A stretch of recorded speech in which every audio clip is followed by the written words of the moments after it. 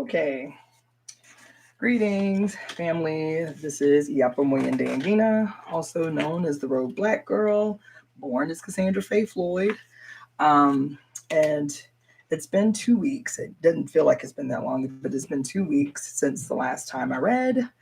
And the last time I read, I took a detour from the regular reading, which was, for those that it might be the first time you're tuning in, I've been reading for a few months now from the Great Cosmic Mother, Rediscovering the Religion of the Earth. And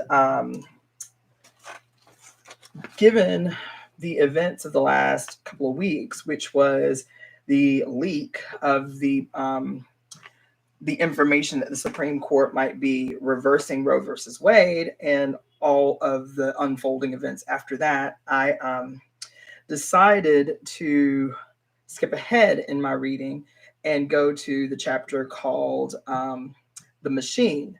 So I spent a few days kind of digressing from our normal reading to do a reading on what is called The Machine from the Great Cosmic Mother, which was about 20 chapters ahead in this book. So going back 2 weeks, I am picking up the reading where we left off last. So again, for those that are just tuning in, maybe tuning in later, I am reading from The Great Cosmic Mother, Rediscovering the Religion of the Earth by Monica Zhu and Barbara Moore.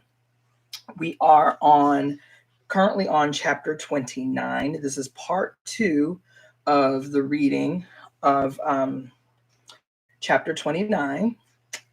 And so I'm going to go ahead and get started from where we left off last. We're on chapter 39, which is in section 2 called Patriarchal Culture and Religion. Chapter 39 is the Olympian male. Apollo and Athena, redesigned as the motherless daughter of Zeus, together usher in the new law of paternity. Apollo declaring that the mother is no parent of that which is called her child. She is only nurse of the new planted seed that grows within her, while the real parent is he who mounts. Apollo freed himself from the bond with women, and so he is called immune from the night of death, which still and always confronts the all-too-human, phallic, and ecstatic Dionysus. Apollo becomes the spirit that rises above all change, away from the earlier subordination of the spirit to the physical laws and the dependence of human development on cosmic powers.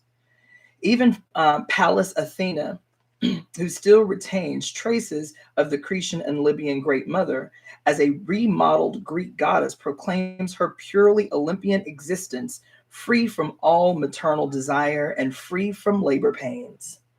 As she boasts, she recognizes no woman, but only her father Zeus. Thus was the gestalt of the new patriarchy expressed by Greek male poets and dramaticists. Athena's freedom from labor pains not only means that she refuses childbirth. The Olympians were gods of the newly established ruling elite, which did no communal work, but was serviced by slave labor. The social structure represented by the Greek Olympians was patrilineal and class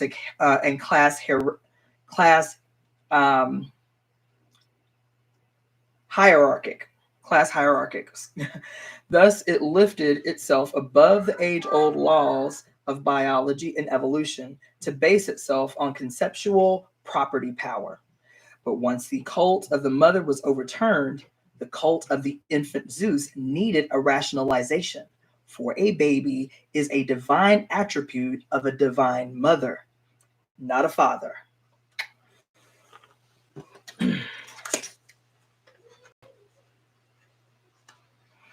They were correspondingly more connected with urban temples and social hierarchic political relations, less and less with the seasonal blood renewal of crops and herds.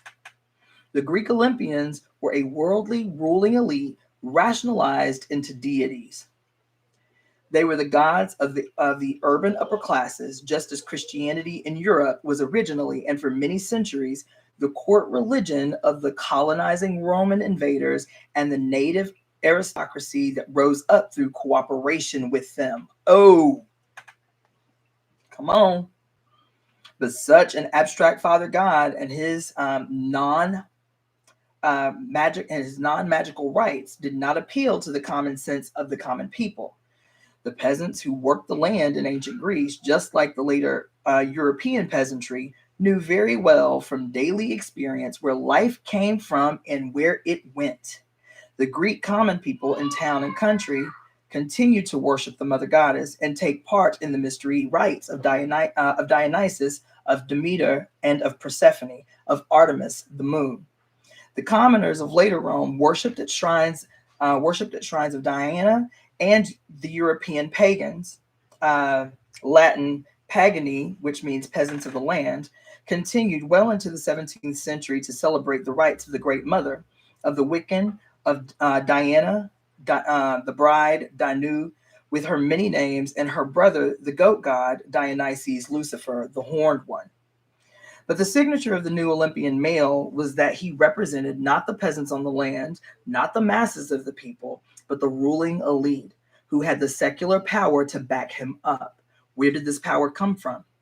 The triumph of patriarchy in the Bronze Age corresponded with the development of heavy metals and their connection with professional warfare. Metallurgy,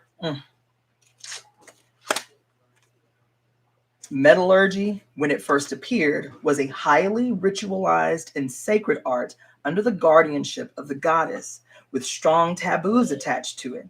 Metals were light, gold, silver, tin, copper, and were mostly shaped into jewelry, ornaments, and ceremonial vessels.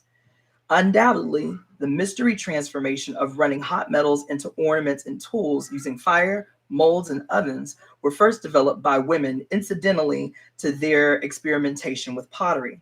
Once developed into a distinct art, mining and smelting seem to have been the special tasks of men who lived apart under religious restriction or taboo. The only male figures found on Cretan seals were tiny bodies of smiths scratched beside the larger figures of the goddess. Sacred metallurgy served the Neolithic goddess and the people wisely, but in the Bronze Age, the rituals were broken. Metallurgy passed into the male sphere entirely, becoming a secular industry or a religious industry in the service of a war god. This opened the earth up for the first time in history to violent exploitation. Oh my God. Including struggles between male groups for control over Earth's ores. Some evidence suggests, as John G. Jackson wrote, that iron smelting began in Central Africa.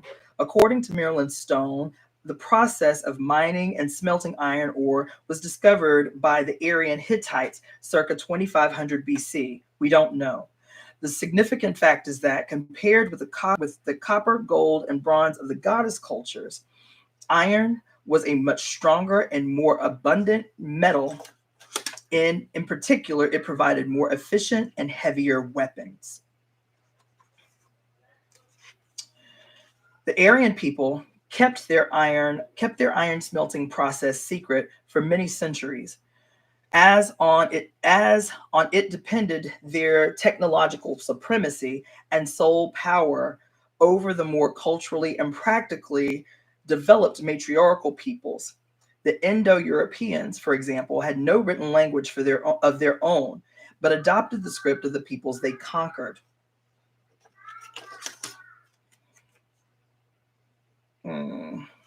Adopted the scripts of the people they conquered. Let's see. In this adopted script, the sign for man, iron, and Mars, the war god, are the same.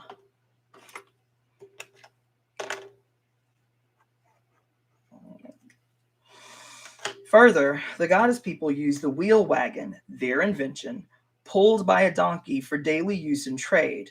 The Anatolian Hittites and later Near Eastern warrior people were the first to harness up horses, turning wagons into war chariots.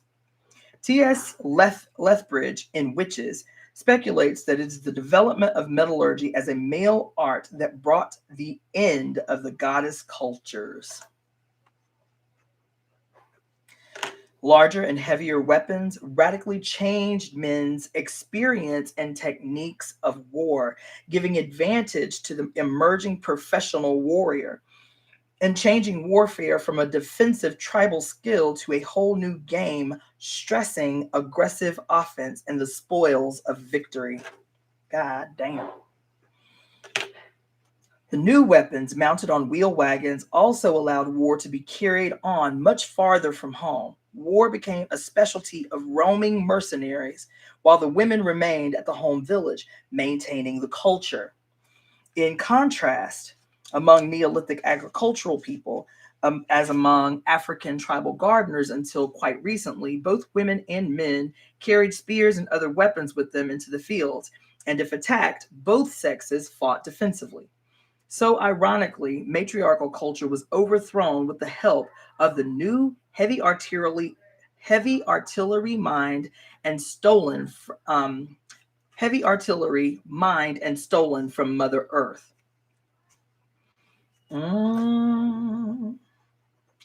Perhaps this is why, even today, witches must not touch iron. Oh.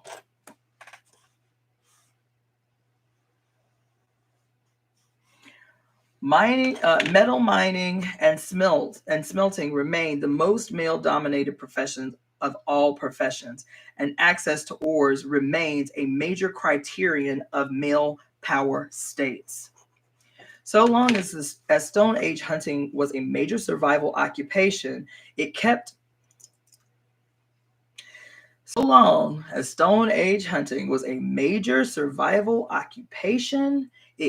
men busy on the peripheries of the women's camp. Hunting kept men away from the home base, sometimes for long periods, but it also provided a ritual focus in the cave religion. Hunting gave men a spiritual and group identity within the worship of the mother goddess. But women's invention of agriculture and domestication of animals, together with settled village life, created a steady food abundance that rendered hunting more or less obsolete. Y'all have not heard what the hell I'm saying right now. If you want, listen, the book is long. For those of you who may be just tuning in, I am reading from the book, The Great Cosmic Mother, Rediscovering the Religion of the Earth by Monica Zhu and Barbara Moore. The chapter that we are reading from is the Olympian male. This section in the book is talking about what social and political activities in the daily lives of people gave rise to the beginnings, the origins of patriarchy. Okay? And how everything was wrapped up in this new emerging worldview, because this wasn't something that was happening in Europe, contrary to popular belief. This slow emergence of patriarchy in the consciousness of human beings around the planet was based on our social relationships and how they were changing as we were changing from hunter-gatherers to now becoming settlers in villages and small townships. And as our relationship to each other and our relationships to Earth changed, our brains changed, our ideas changed. And this is the beginning of the emergence of patriarchy in the world that was happening, by the way, everywhere simultaneously. So that little two sentences right there is the coup d'etat. It's the crux of everything. I'm gonna read it again. So long as Stone Age hunting was a major survival occupation, it kept the men busy on the peripheries of women's camps. Hunting kept men away from the home base sometimes for long periods. but it also provided a ritual focus in the cave religion. Hunting gave men, listen to what I'm saying, hunting gave men a spiritual and group identity. This was their participation in the whole collective. Their hunting exercises weren't just for the sole purpose of survival. It gave them a collective identity. It gave them the opportunity to participate in a real way through their activities in the god, in the worship of the goddess. It wasn't just something they did so they could eat. Everything was a part of the prayer.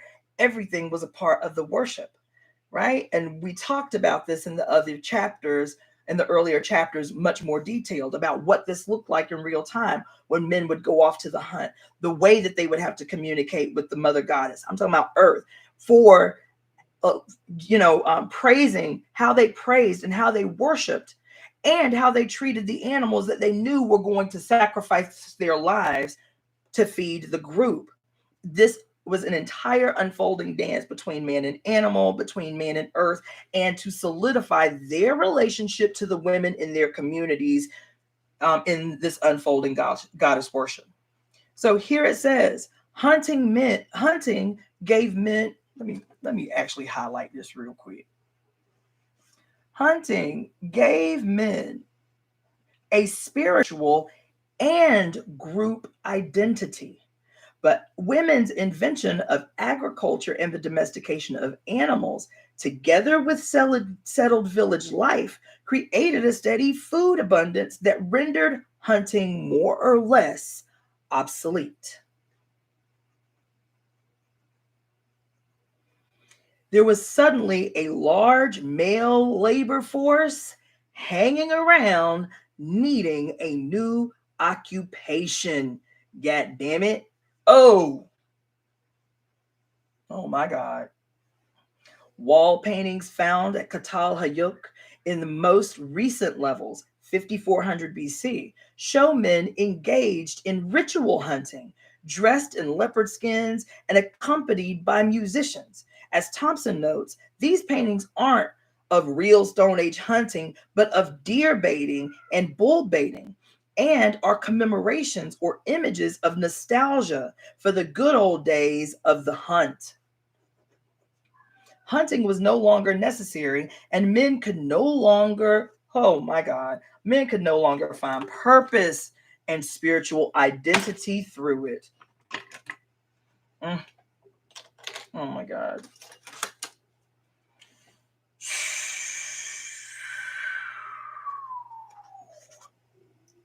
Yo. Hunting was no longer necessary, and men could no longer find purpose and spiritual identity through it. Men's work around the settled village was at first unskilled labor, helping the women. They cleared away brush, prepared the ground for cultivation by women. This is still so in Africa, where farming remains traditionally a woman's work. It is so. It is also so among some Native Americans, Indonesians, and others. Men felled the trees and prepared timber for construction, but and only later did they begin to take over the work of construction design itself, as they also slowly began to take over the care and breeding of livestock. And this is where we get into the shift. With the buildup of stored grain, with ever increasing Neolithic abundance sites, appeared a new male profession, grain guardian. Organized marauding began in the later Neolithic, and as stored wealth increased and marauding increased, the males guarding grain supplies organized more and more into a kind of standing army. Stock breeding also led. Man, this is the page right here, child.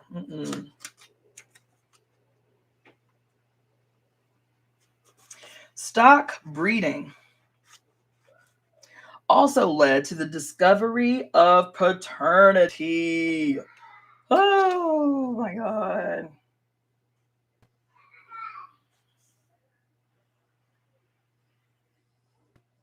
Of the male's role in breeding and the importance of genetic selection. Originally, as Thompson points out, the domestication of animals was a religious act, an emotional act in which the animals were first domesticated because of their symbolic connection to the great universal religions of the goddess. As men took over stock breeding, the cattle herds took on a secular aspect. Y'all are not hearing, okay? They became symbols of male wealth, power, and potency. Woo! Mm-mm. Y'all ain't heard. Y'all ain't hearing. Y'all ain't. I ain't got a single amen. I ain't got a single shout out. What's up? Word up. Listen. Stock breeding also led to the discovery of paternity. Once you go back and read, for those of you watching on IG, I've been reading this book live on YouTube. So you can go back to my YouTube channel, which is IyapoNgina, IyapoNgina, and follow through the book. And I've also attached a link to a PDF of the book that you can read online. But when you go back into the earlier chapters, for the greater portion of the human epoch, goddess worship, every single culture on earth has some version of it, that paternity was a non-issue, right? You never really knew, because goddess worship accompanied sexual agency, so you never knew who the father was, but you always knew who the mama was. That's why we all called each other brother and sister, right?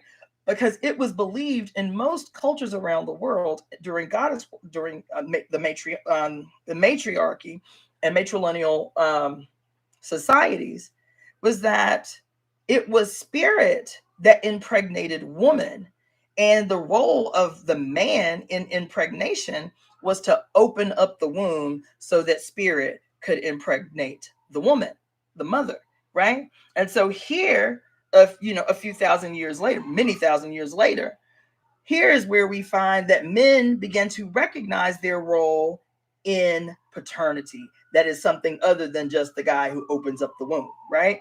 Stock breeding also led to the discovery of paternity, of the male's role in breeding, and the importance of genetic selection. Originally, as Thompson points out, the domestication of animals was a religious act, an emotional act in which the animals were first domesticated because of their symbolic connection to the great universal religions of the goddess. As men took over stock breeding, and the cattle herds took on a secular aspect, they became symbols of male wealth, power, and potency. It cannot be an accident that the word capitalism comes from the Latin caput or capitellum, originally referring to a head of cattle. Okay, let me mark that too. This new, probably awesome male sense of paternity was the seed that was to grow into the Father God. But the actual growth of male power derived from men's increasing takeover and what can only be called industrialization of women's ancient crafts and tasks. Unlike the women, the men did not have to start from scratch. Millennia of women's work laid the groundwork for the male revolution of the Bronze Age. In a relatively brief time, men began not only to learn the skills and crafts of the women, but to make improvements in tools and methods, always in the direction of mass production. Men invented the plow, men invented the potter's wheel. It is very likely that women had not made these improvements because they were reluctant to break their direct connection with their materials. Craft was, like sacred ritual, a matter of rhythm and movement and tactility. Women worked earth with hands and digging sticks. Women worked clay with their own hands, shaping the clay spirals for bowls on their breasts. The more advanced tools and techniques developed by men interposed themselves between the body of the worker and the body of the mother substance. They objectified the task and secularized it, which women did not do. All Bronze Age male improvements on women's ancient crafts were in the direction of speed up, mass production, quantity over quality, the factory and the assembly line.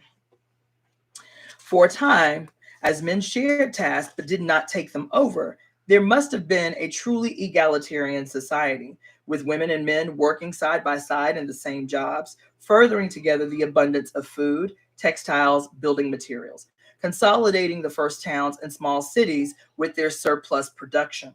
God damn, with their surplus production.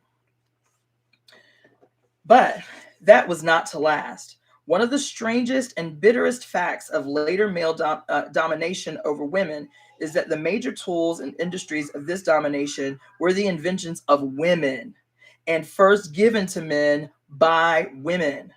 The ceramic, textile, and clothing industries, the medical and healing professions, farming and the food industry, animal domestication, writing and calendric science, numbers and chemistry, religious symbol and ritual, all women's creations, were taken over by men and then closed to women's entry, except under slave conditions. Oh my God. Oh.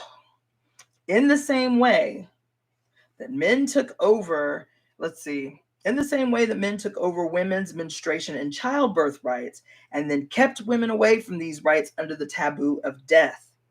We are told that men created civilization, but it was women's achievements in the areas of craft, cultural, and intellectual that made civilization possible. It was women who were biologically endowed to create human society, language, and culture. And then it was men who were socially endowed by women who turned around and declared women unfit for culture, using women's biological endowment as a justification for our oppression. You have not heard the word today. Okay? Y'all ain't heard what just said. Anyway, along with the pottery wheel,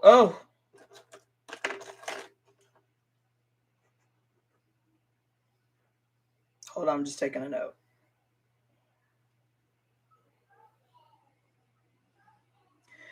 Along with the pottery wheel and the plow, men in the Neolithic did invent one more thing: professional warfare.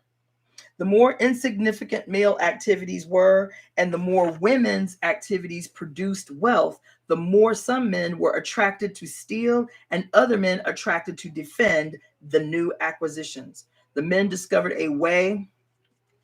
Make sure. Let's see. The men discovered a way to get together, and warfare was born. God damn it. This was not, as Thompson describes it, the stylized agons of hunters over grievances, which ended in no or few deaths. This was institutionalized violence. This was war, the legal art of mass slaughter. Oh my God. Woo! Shit. In warfare, men refound the group and spiritual identity. Men refound the group. Child. In warfare, baby. Men refound their group and spiritual identity they had found the group and spiritual identity they had lost with the loss of the Stone Age hunting life. So they refound themselves as a group, but the spiritual thing that united them under Stone Age hunting life and the worship of the goddess was lost to war. A new god The male war god could be erected to pneumanize it, to make it seem holy. But no one could deny warfare had its very secular, practical, political side. It was the primary builder of male wealth and ruling elite. Most of all, for the first time in human history, it gave men the power to control women, i.e., professional warfare allowed organized and iron armed males to destroy the ancient female collectivity. Woo! Mm-mm. Y'all ain't heard. This is preaching that's happening here. Okay? The period of 6000 to 4000 BC is the Magnus Annus of the Neolithic great goddess. Women had been on top of the traditional Neolithic society, but with the shift from religious magical authority to masculine military power, their influence collapsed and they became private property in the new trading and raiding societies. Mesolithic society may have seen the domestication of animals, and Neolithic society may have seen the domestication of plants. But what the age after the Neolithic sees is the domestication of women by men. Oh my God. Oh, goddamn. Yum. The great mother of all in the Bronze Age was reified into a mere vessel of male seed. Woman, in male's eyes, was no longer a powerful creator in her own right, but a piece of property. His new wealth, his new power over life, his new military ability to maim, terrify, and slaughter by the hundreds and the thousands gave man a haughty contempt for life. Once a haughty contempt for life. Once he had been in awe of life. But now he found how easy it was to push life around and to kill it. Man's new contempt for life extended to woman. Of course, since for millennia she had stood as the numinous symbol of life's sacredness, life's holy power. But now he had the power, and he found he could easily invent his own sacredness by fiat. Oh shit. Y'all ain't listening. Y'all ain't hear it. Whew. God became male, a warrior male in his image. In early patriarchy, women's ancient community tasks were turned into slave labor. Women produced the surplus products on which men based their secular power and control. In the next stage of economic development, these slave tasks became the industrial occupations of the workers, while the ruling men and their wives were exempt from labor.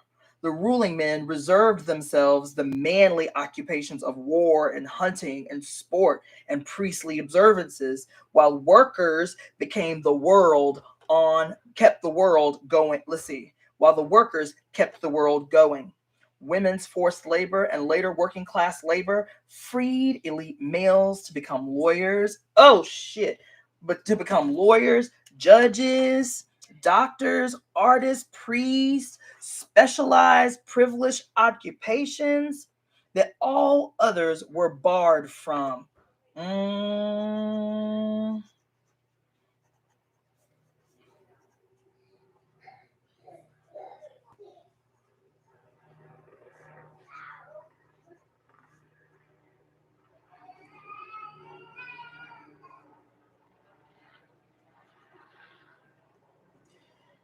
Woo, child. Okay, I'll read that again. Women's forced labor and later working class labor freed elite males to become lawyers, judges, doctors, artists, priests, and warriors. Specialized, privileged occupations that all others are barred from, and whole bodies of law, religious doctrine, and customs are then assembled to forcibly maintain these men in these positions of power.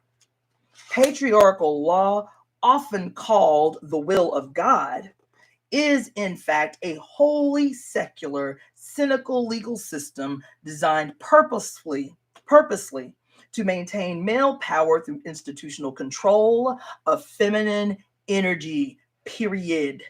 Under patriarchal religious, and economic social systems, some men dominate others, but all men benefit from their organized dominion over the community of women. This is preaching that's happening right here. Now, I don't know if you're watching. I don't know if you're listening. That's fine. I might be out here talking to my damn self. But this is the crux of all things right now. We talking about 6,000 years ago. And that is the seed that gives rise to this fucking quagmire that we are confronted with right now. And to gloss over it as if that is something that happened in the past and is not relevant is to forever be locked in this shit. That's word. That's word. Which is listen. Which is no longer a community, let's say, but all men benefit from their organized dominion over the community of women, which is no longer a community. Listen, which is no longer a community. Patriarchy breaks up the female collective by forcibly capturing and imprisoning each woman's female energy within a patriarchal and patrilocal family. Within this isolation cell, each woman's creative energy becomes servant energy, directed and owned by men. Y'all ain't heard. This is preaching that's happening right here, baby. This is channeling that is happening right here. This, first of all, this book here, for those who are just joining, The Great Cosmic Mother, Rediscovering the Religion of the Earth by Monica Zhu and Barbara Moore, was written in 1987. Okay? This chapter is talking about 4,000 to 6,000 years ago, the beginning of the concretization of the patriarchy. This seed, this is the seed that has given rise to this thing that we are all caught up in right now. There is not a person on earth, even those who are the progenitors of, the securers of, the defenders of patriarchy.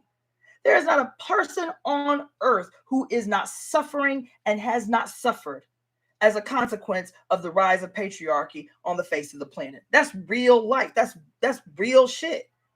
And here, I just had this conversation the other day about how it's easy for us.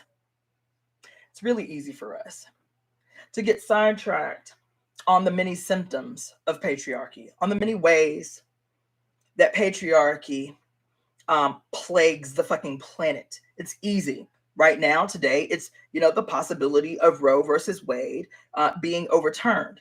But this is a minuscule symptom of what has been said in these last 2 pages,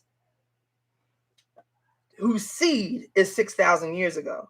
So to say we're talking about everything, white nationalism, white supremacy, capitalism, globalization, all of these isms having their seed in these last 2 pages that I done read to you. To know how to solve a thing is to know the origin of the thing. That is it. So anyway, again, all men benefit from the organized domination of the community of women, which is hey, cut it out. Sorry. Which is no longer a community. Patriarchy breaks up the female collective by forcibly capturing and imprisoning each woman's female energy within the patrilocal family. That's why the nuclear family is so important. That is why all of these people, oh my God, cry and scream and yell and act fearful when they perceive that something in the world is, quote, challenging the family, the origin of what we know as the family, as the nuclear family. And I'll be honest, even the malignancy, the malignant interpretation of polygamy by cultural nationalists has its origins in this right here, is the hegemony and the focusing of women's female energy in that family. Within this isolation cell, each woman's creative energy becomes a servant energy directed and owned by men. That's it. In the Hindu code of Manu, typical of all patriarchal family law, the woman must never be free.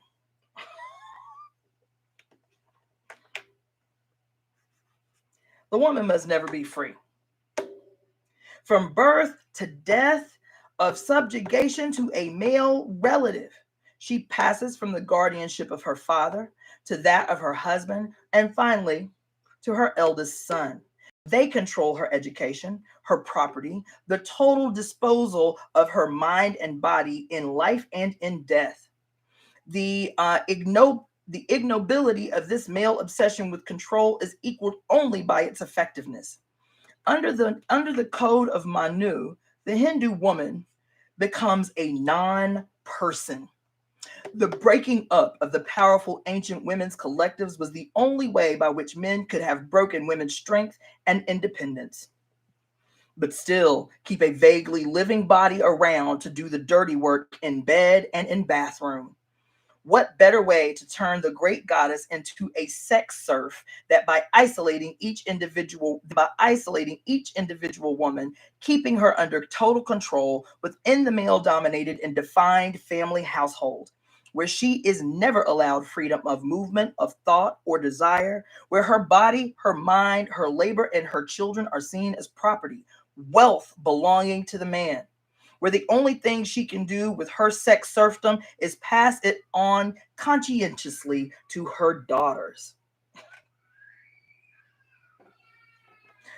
Confucius, circa 600 BC in China, advocated the patriarchal totalitarian state. The functional basis of this state was defined as women's three obediences.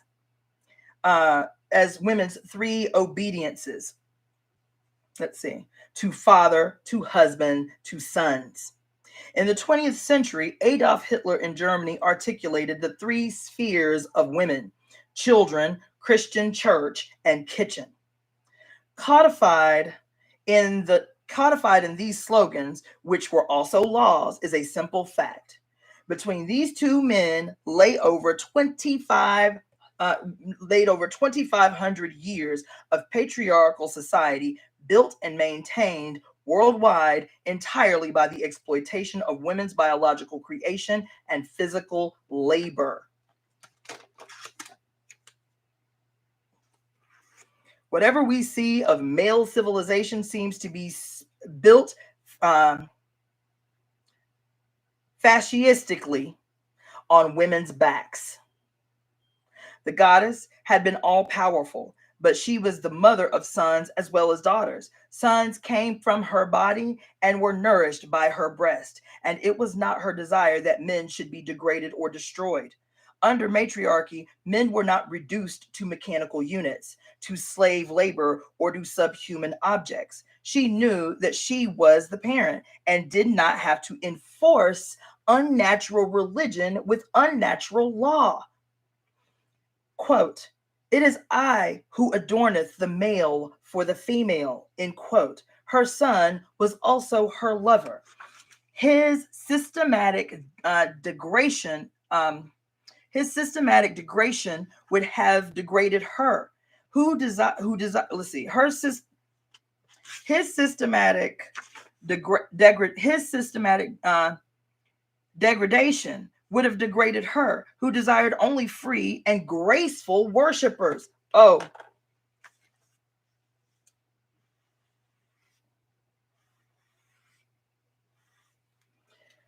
She wanted free and graceful worshipers. In no goddess religion ever known were people ever depicted on their knees. Oh my. But patriarchy must maintain by force an unnatural system.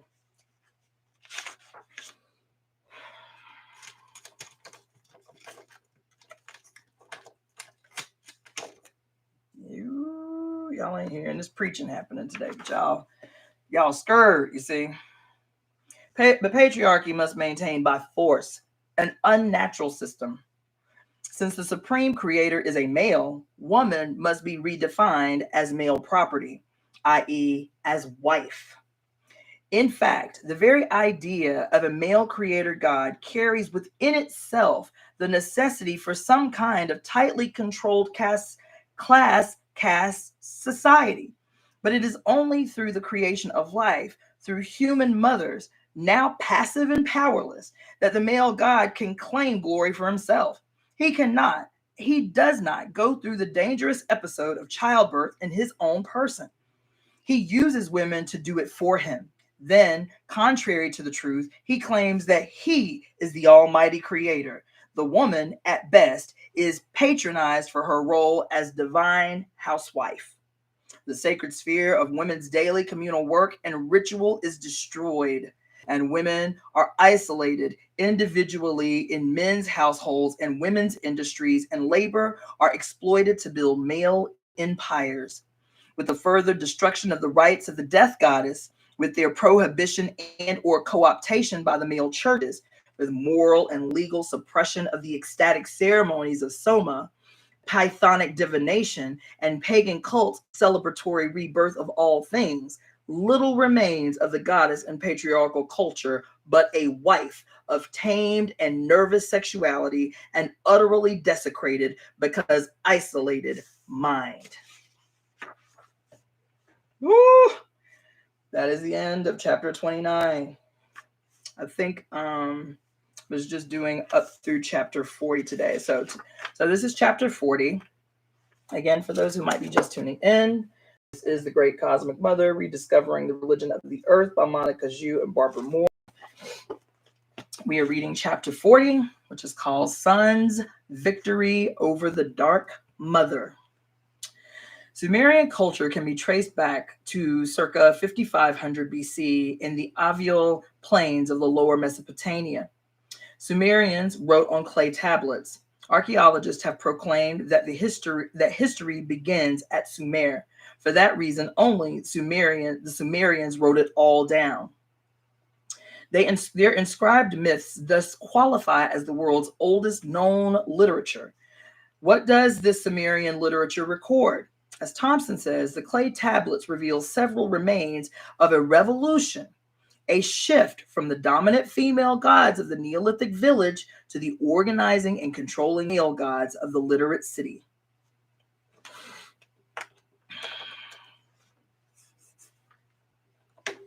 One of these transitional myths gives us the story of a fabulous character who can fairly be called Enki the Prick.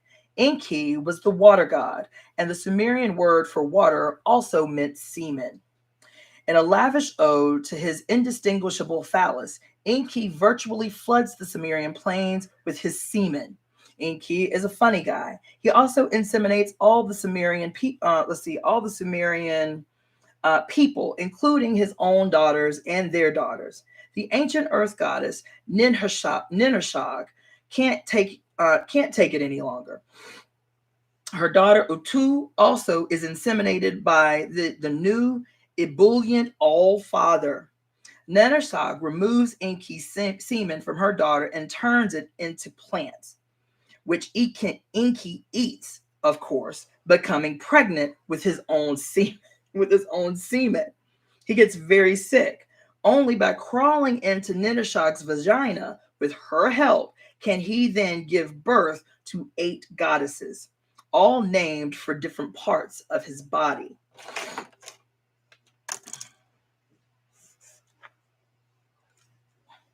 This myth is profoundly ambiguous, as Thompson says.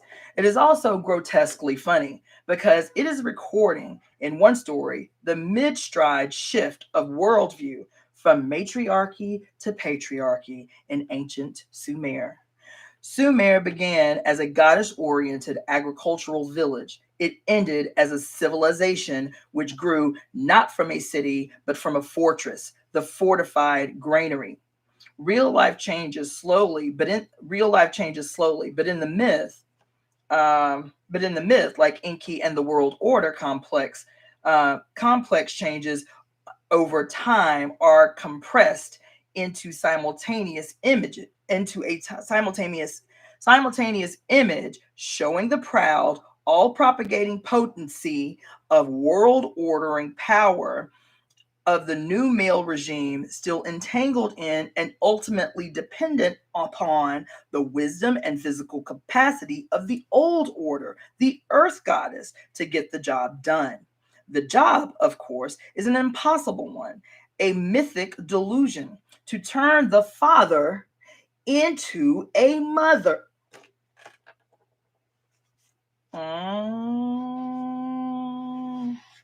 Somebody gonna be mad. All I'm saying is somebody about to be mad. Let me read that whole last sentence. Real life changes slowly, but in a myth, like Enki and the World Order, complex changes over time are compressed into a simultaneous image showing the proud, all propagating potency and world ordering power of a new male regime, still entangled in and ultimately dependent upon the wisdom and physical capacity of the old order, the earth goddess, to get the job done. The job, of course, is an impossible one, a mythic delusion, if you will, to turn the father into a mother. It can only be done in Sumer anyway, as a kind of slapstick comedy with Enki as all three stooges. But he learns in later stories the great goddess Inanna, queen of heaven and mother of 300,000 years of human time, must come humbly to Enki, petitioning him for a place in the new male order. There is nothing for her to do or be. Man has taken over everything. As Enki boasts, Enki perfected greatly that which was women's tasks. End quote. Men had indeed co-opted all of women's crafts and improved upon them. And as Enki demonstrated, he's trying hard to do the same with childbirth and motherhood. Oh my God. As Thompson notes, with increased militarization, urbanization through the new male world, came a revealing change in the mythic character of the goddess. From an all-powerful and open great mother, she becomes a seductive and wily sex goddess. No doubt this is because men were writing the myths, and the mythic shift also reveals the change real women had to undergo. The goddess becomes eroticized for her life. The new male god is armed and arrogant and no longer in awe of her reproductive powers or her cultural creations. To survive, she must seduce and lure and petition him. But still, the humbled Inanna in this story gets nothing from Enki but an impatient brush off. He tells her she has lots to do. She can tend sheep, observe his wars, or twist thread. In the Epic of Gilgamesh, the hero kills the sacred bull of heaven, Inanna's bull. The bull symbolizes...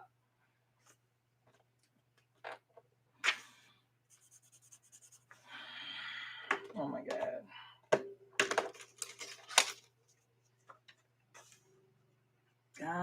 God.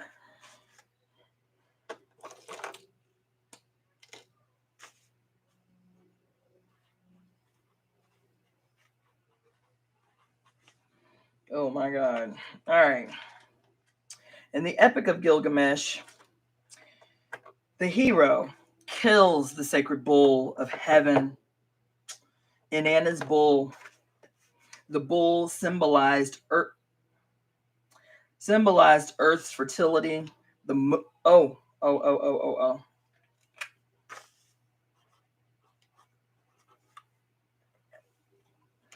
symbolize Earth's fertility, the moon, so many things. The horn surmounting the breast on the walls of Katal Hayuk, the crescent horn, and the uplifted hand of Venus of Lasal. What does Gilgamesh do with the horns of the sacred bull of heaven? He hangs them up in his room like a hunting trophy, a decoration for his male clubhouse. Oh my God, you guys. Oh. Oh my God. Oh my God. Oh my God. Oh my God. Oh my God. Oh my God.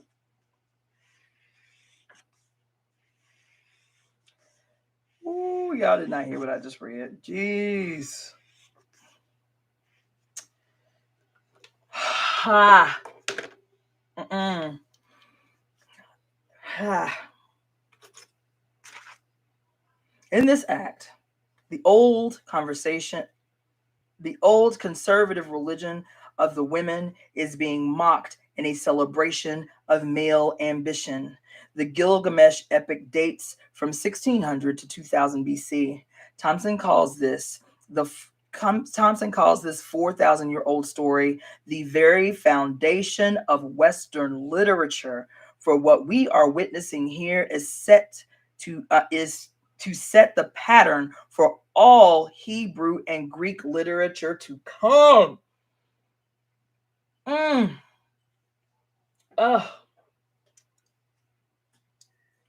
Y'all, oh man, oh man, oh man. Ha.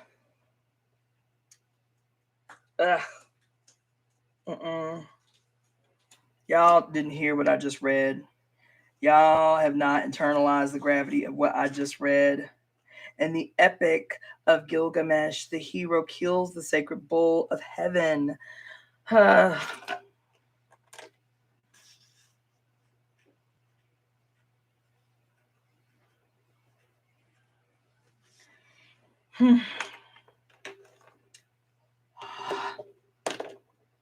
This new individuating, mocking, arrogantly alienated ego of Gilgamesh, established in defiance of the old religion of the goddess and of the earth, becomes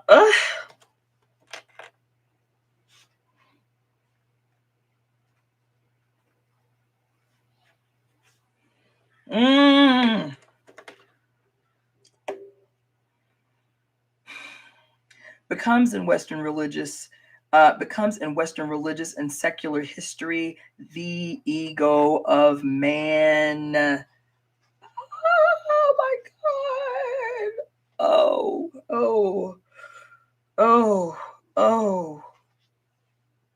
Oh, shit.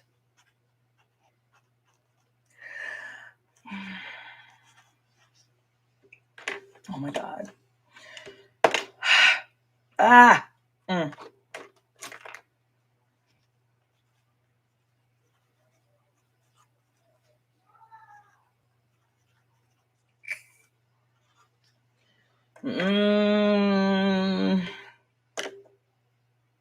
This new individuating, mocking, arrogantly alienated ego of Gilgamesh, established in defiance of the old religion of the goddess and the earth, becomes in Western religious and secular history the ego of man, mocker of the past, builder of tomorrow. This effort to displace the female seems to be the archetypal foundation for civilization, for mankind has been at it ever since, whether he is challenging Mother Nature in flying away from her in rockets or in changing her on Earth through genetic engineering. Man has not given up in the attempt to take away the mystery of life from the Great Mother and the conservative female religion. There were women who fought the patriarchy. Tribes of Amazons in Syria and Thrace and Macedonia and Africa defended themselves from invasion and fought to preserve their matriarchal religion and culture against the onslaughts of the rising sun god.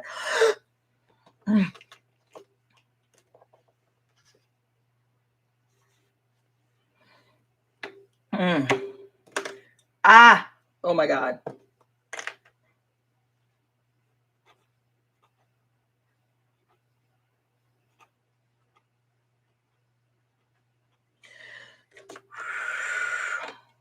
We know these warrior women through Greek mythology mostly. One of their last battles was fought on the Greek mainland against Greek male soldiers. The Amazons lost, fighting to the death. Memorials to them were set up all over the Greek countryside, marking each place an Amazon had fallen in battle, and their valor, beauty, and strength were long depicted in Greek art. Even the male sun god warriors praised them as ferocious and fearless fighters. J.J. Bachofen, in Myth, Religion, and Mother Right, declared that the rise of the father right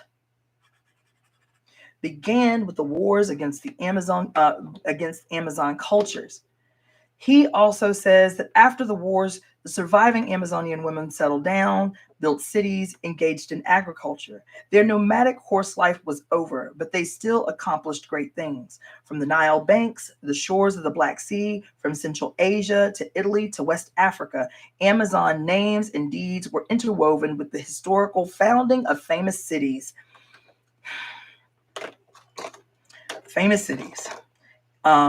Hiera fought at Troy as leader of the Mysian women warrior troops.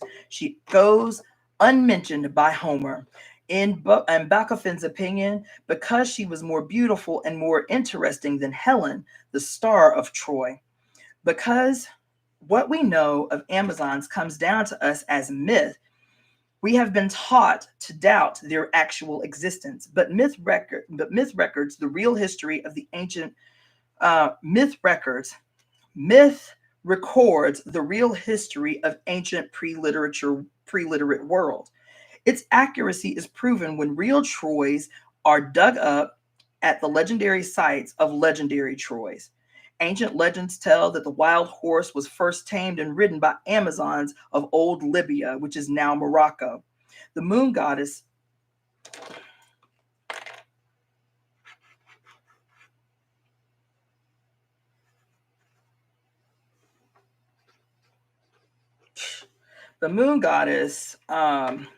is therefore everywhere connected with the horse, with the white mare.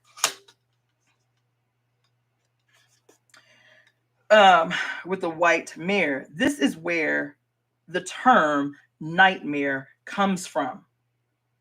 Moroccan leather was originated by the Amazons, who fashioned it into tall, pliable, dark red boots. Julius Caesar, in his historical memoirs, speaks respectfully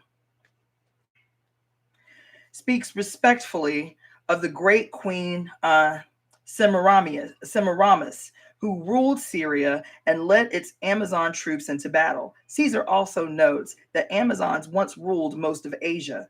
When Rome troops entered Europe, they were commonly confronted by tribes of both female and male warriors, led by great warrior queens like Boudica of the Britons and Velada of the Gauls.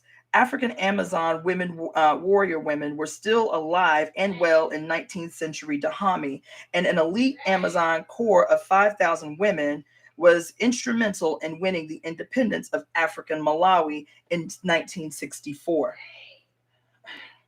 It wasn't Amazon women alone who wanted to retain the ancient matriarchal cultures. There were men too, with a living mother goddess consciousness, who did not voluntarily give up the practice of her ways. Death, rebirth, and ecstasy through her being, experienced in joyful, fearful, orgiastic rites, are crucial to the psychic balance and health of men and of women, as of women. All legends indicate that the reciprocally gynandrous androgynous nature of female and male relationships in goddess cultures was split apart by force, the force of heavy patriarchal arms and ideology. Here is a Hebrew myth telling how God the Father separated the originally bisexual twins. Quote, God found the male upper waters and the female lower waters locked in a passionate embrace. Let one of you rise, he ordered, and the other fall. But they rose together, whereupon God asked, why did you rise together? We are inseparable, they answered with one voice. Leave us to our love. God now stretched out his little finger and tore them apart. The upper he lifted up high, the lower he casted down. To punish their defiance, God would have singed them with fire. The divided waters then voiced their agony of loss by blindly rushing towards each other and flooding the mountaintops. But when the lower waters lapped at the very feet of God's throne, he shouted in anger and tramped her under his foot. End quote.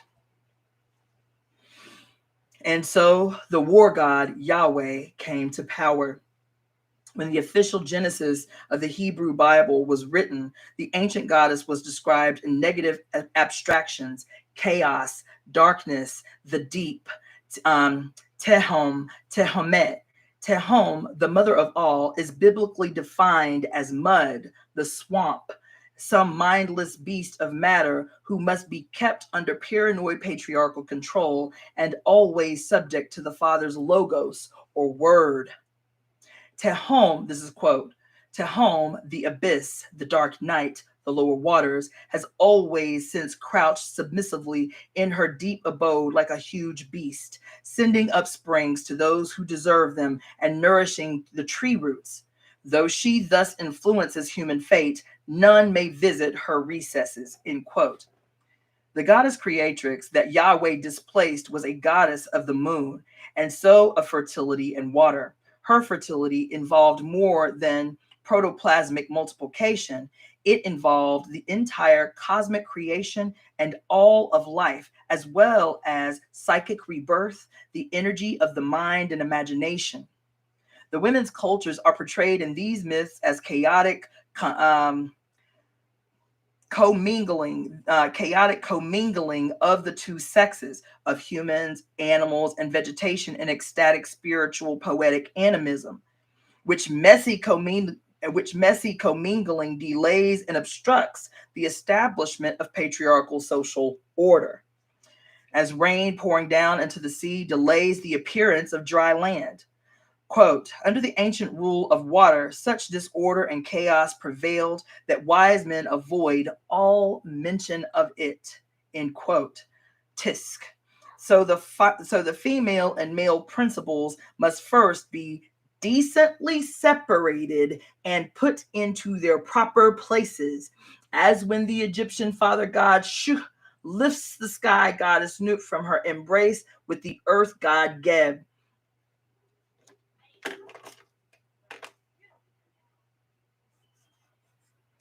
When the Babylonian sun hero Marduk sliced Tiamat in two, he was really parting her from Apsu, god of the upper waters. Tiamat, the formidable Babylonian goddess, mother goddess, was the model for the Hebrew Tihamet or Tihom Temet. Tiamat was mother of the deep, who fashioned all things. Fashioned all things. She displayed herself as night, truth, justice. Tihom Ma'at, the Egyptian goddess of truth and justice. Tiamat gave birth to the gods.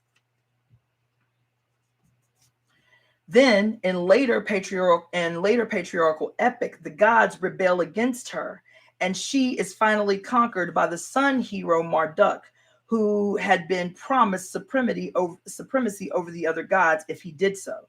He slays her in her form of the great whale dragon or cosmic serpent. and she then surrenders her body as building material for the universe.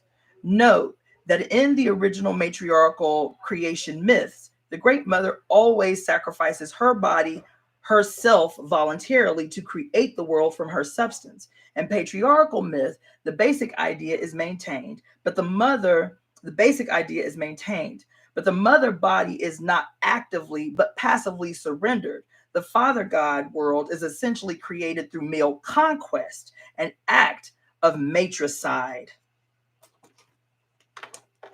Ooh. This quote, this is what Elizabeth Good Davis has to say about Tiamat.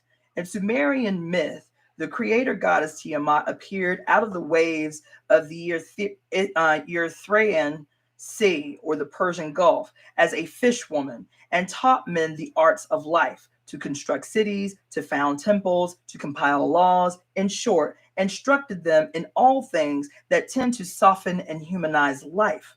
From that time, so universal were her instructions that nothing had to be added, end quote.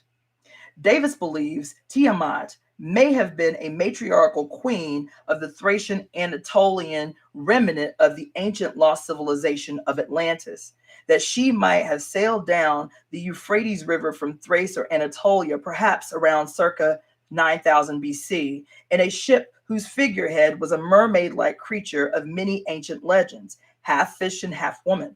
Because myth was both a historic record and a psychic gestalt of universal symbols, the line between historic literalism and mythic symbolic interpretation is often blurry. And that's what makes archaeological and linguistic evidence important. Most Near Eastern myths that have come down to us derive from a time when at least part of the matriarch's divine functions had been delegated to her male warrior consort. These myths date from 2500 to 1500 BC. The solar hero in all cultures corresponds with the establishment of the patriarchal order. An order everywhere means the suppression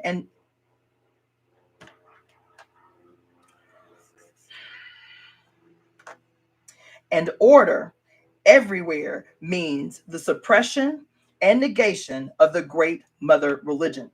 The Greek sun god Apollo represents purification and renewal through the male, the sun, Sun, bringing life, light, and spring back to the world by killing the python serpent of the mother, represented as the dragon of darkness, now exclusively dark, chaotic, and evil. These are our classic dragon stories, baby. These are all of them. Every single one. Oh my God. These are the classic dragon stories. The serpent of chaos is originally and always a woman's body, baby. Why you rooting for the so-called good god to kill the dragon, baby? As the great mother of chaos, of matter still unformed and undifferentiated, she holds the earth like an egg in the pure energy of her coils. She represents the time before the gods, before the establishment of patriarchal hierarchies and distinctions. As the dragon of matter, the undivided one, older than the individuation of forms, she also signifies the common flesh and blood bond of all the people. This is why the snake dragon everywhere is identified with the indigenous masters of the ground, the matrifocal peasantry, who are invaded, conquered, plundered, co-opted by the dragon slayers of patriarchal history. Oh my God. Woo! Y'all ain't heard. Oh. In Indian myth, the Indo-European sky god Indra comes upon the goddess Danu and her son Varda, the two Dravidian serpent creators, or the great cow goddess and her calf. They are described as undivided, bisexual, unawakened, sunk in deepest sleep, outstretched.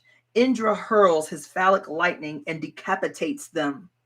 This murder generates the act of creation, since in the Indo-European view, The dark serpentine Danu and Varda had withheld the waters in the mountain hollows, and so hindered the world, from coming into being.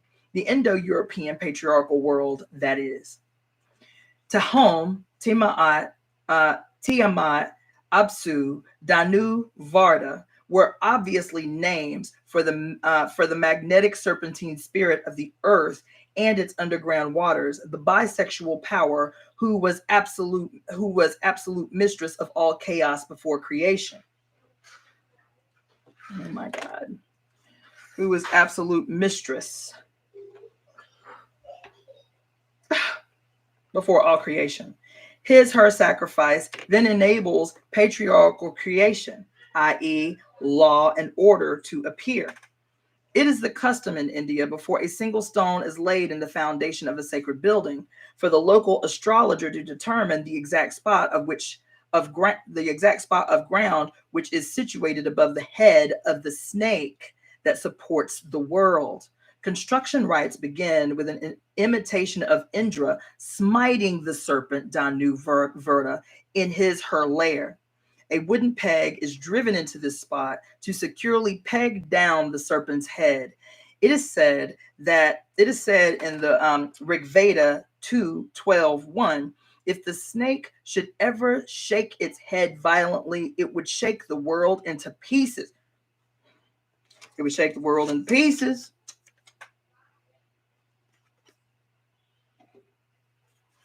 It would shake the world into pieces. Oh my God. It would shake the world into pieces.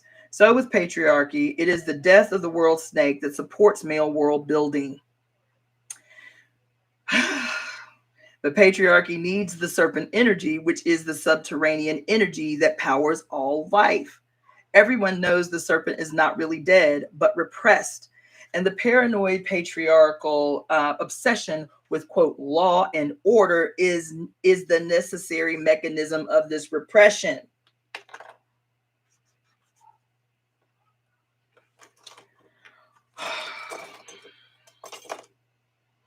This worldwide attack and conquest of the cosmic serpent is called in patriarchal story the victory over the waters, through which emerged stable forms and the organization of the world. That is the male political world. The Rock of Jerusalem reached deep into the subterranean waters. Tehom, it was said, the Jerusalem temple is situated directly above her, its holy rock containing the Mount of Tehom. Babylon was built above the gate of Apsu, the serpent waters before creation. Apsu, the other half of Tiamat.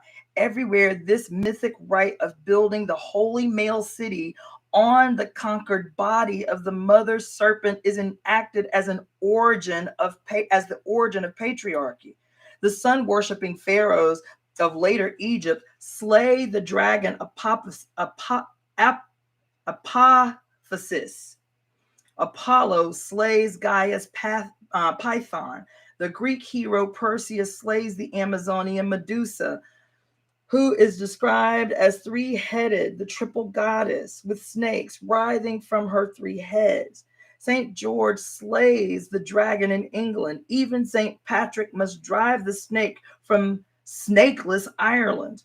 And in Hebrew Genesis, the serpent is doomed by the war god Yahweh to be forever the enemy of the human race, to be crushed under our heels, and to give back to us only poison.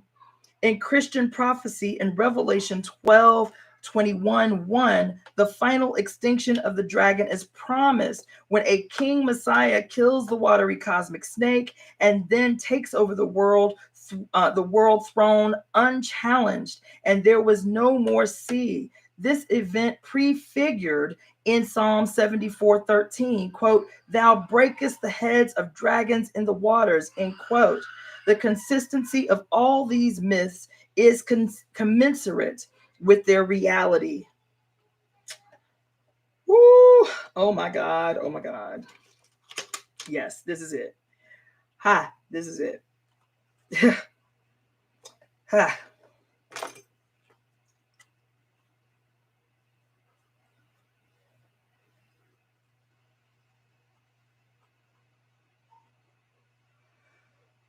Oh my God. To the ancients, the cosmic serpent, the spirit of earth and water, was everywhere known as the energy source of life, of healing and auricular powers, fertility, and maternal blessing. This energy spirit with emerging patriarchy was redefined as the dangerous enemy to be reviled, defeated, and destroyed. Ha.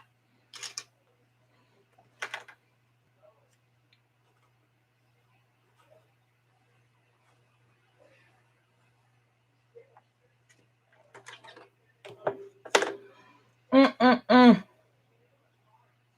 Then it was said by the new holy men that chaos has been ordered and the serpent force has been mastered. And what was to be of the new source of world energy? Slave labor, military force, the rule of the fist, threats of punishment and coercion by fire breathing, guilt mongering, male priesthoods in the service to the god of war and wealth. In Babylon, the combat between the god hero Marduk and the great sea dragon Tiamat was ceremonially reenacted every new year. Marduk's victory was celebrated by the priests as an end to chaos and darkness. As an end to chaos and darkness. Marduk creates the cosmos again from the torn fragments of Tiamat's body, and he creates man from the blood of the demon Kingu, to whom Tiamat has entrusted the tablets of destiny. May he continue to conquer Tiamat and shorten her days, exclaimed the celebrants.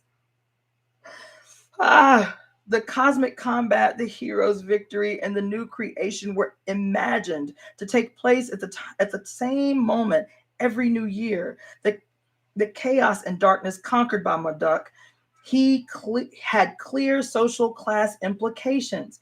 In Mircea Eliade's words, the slain body of Tiamat symbolized universal confusion, the absolution, total universal confusion, the abolition of order and hierarchy, orgy and chaos. According to the 4th century BC historian Berosus of Babylon, where Tiamat prevailed, quote, the slaves became the masters, end quote, and all power of rank was abolished. Probably the ancient moon rites were still celebrated on the last 12 days surrounding the last moonless nights of the year. These days were sacred to the dark moon, full of auricular power before the birth of the New Year's new moon. And these last days were described as pre-creation chaos. The laws of time were suspended. Hecate roamed the black countryside. The dead rose up and came to the living in hope of new birth. Orgiastic rites were held. Then, with the appearance of the new moon, the recreation of the world magically occurred. New fires were lit. The earth and her cycles were reaffirmed. First fruit ceremonies took place, and people sought prevention of sorrows and diseases for the coming year. The god hero New Year celebrations were simply overlaid on these ancient rites. In the most ancient times, goddess shrines were in groves by sacred wells, in caves on mountaintops. During the megalithic, large stone chambers were built over blind springs, and the builders consulted astronomical and earth forces to understand their ever-changing currents. With the building of huge cities and enormous solar temples, architects were attempting to fix and permanently control the flow of the earth current.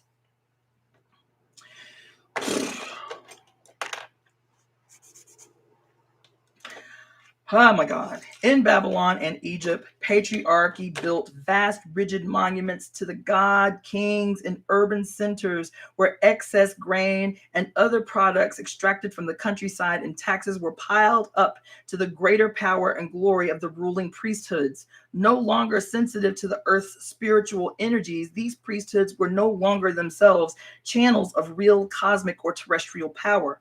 Instead, they resorted to conscious, deliberate manipulations of human fears, more and more frantic invocations and bloody mass sacrifices to no avail.